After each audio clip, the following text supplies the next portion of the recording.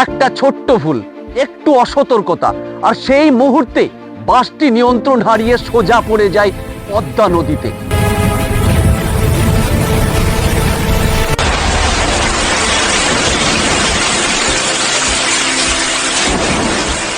জীবনের কিছুদিন ক্যালেন্ডারের পাতায় শুধু তারিখ নয়, সেগুলো হয়ে ওঠে ইতিহাসের ক্ষত। 13ই জানুয়ারি 1998 সাল, একটি দিন যেদিন হাসি থেমে গিয়েছিল, স্বপ্ন ডুবে গিয়েছিল, আর করিমপুর হারিয়েছিল তার ভবিষ্যৎ। আজকের ভিডিও সেই দিনের গল্প, যে গল্প আজও চোখ ভিজিয়ে দেয়।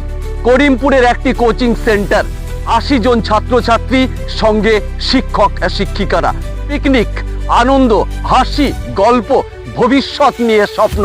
কেউ ভাবেনি এই বাস যাত্রাই হবে জীবনের শেষ যাত্রা। সন্ধ্যার দিকে সবাই রওনা দিল বাড়ির পথে, আর তখনও কেউ জানতো না বাড়ি পৌঁছতে আর মাত্র 20 মিনিট বাকি।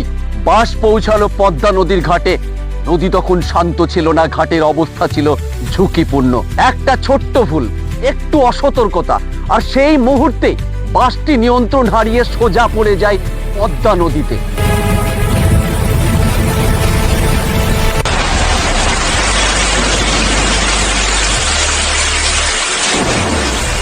সবকিছু বদলে যায় কয়েক সেকেন্ডে। হাসি বদলে যায় চিৎকারে, স্বপ্ন বদলে যায় মৃত্যুর লড়াইয়ে। 80 জনের মধ্যে 66 জন ছাত্রছাত্রী সেদিন আর ফিরে আসেনি। নদীর গভীরে হারিয়ে যায় তরতাজা জীবন। কিছু মানুষ অলৌকিকভাবে বেঁচে যায়, 12 থেকে 14 জন। একজন ছাত্র জানলা ভেঙে বেরিয়ে আসে, একজন ছাত্রী শেষ মুহূর্তে পা ধরে টানে। কিন্তু স্রোত ছিল নিষ্ঠুর, শেষ পর্যন্ত দুজনকেই মুহূর্তে আলাদা করে দেয় পদ্মা। ড্রাইভার বেঁচে যায়, কিন্তু ঘটনার পর ক্ষোভের আগুনে তিনিও রেহাই পাননি। কিন্তু আজ প্রশ্নটা ড্রাইভারকে ঘিরে নয়, প্রশ্ন হলো নিরাপত্তা কোথায় ছিল?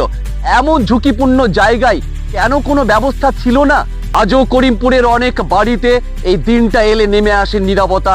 66টা তরতাজা জীবন, 66টা অসমাপ্ত স্বপ্ন, সব হারিয়ে গিয়েছিল এক মুহূর্তের অসতর্কতায়। 13ই জানুয়ারি শুধু একটা তারিখ নয়, এটা একটা চুপচাপ আর্তনাদ, একটা না বলা অভিযোগ, আর আমাদের বিবেকের সামনে রাখা একটা নীরব প্রশ্ন চিহ্ন। যারা সেদিন পদ্মার জলে হারিয়ে গিয়েছিল তারা হয়তো ফিরবে না, কিন্তু তারা যেন ভুলে যাওয়া না হয়। কারণ কোন সমাজ তো তখনই নিরাপদ যখন সে তার ভুলগুলো মনে রাখে। আমরা আজ মাথা নত করি, শ্রদ্ধা জানাই 66টা তরতাজা প্রাণকে। সবাই ভালো থাকবেন, সুস্থ থাকবেন। Thank you very much everybody. আমার এই ভিডিওটি ভালো লাগলে অবশ্যই একটা লাইক, কমেন্ট এবং শেয়ার করবেন।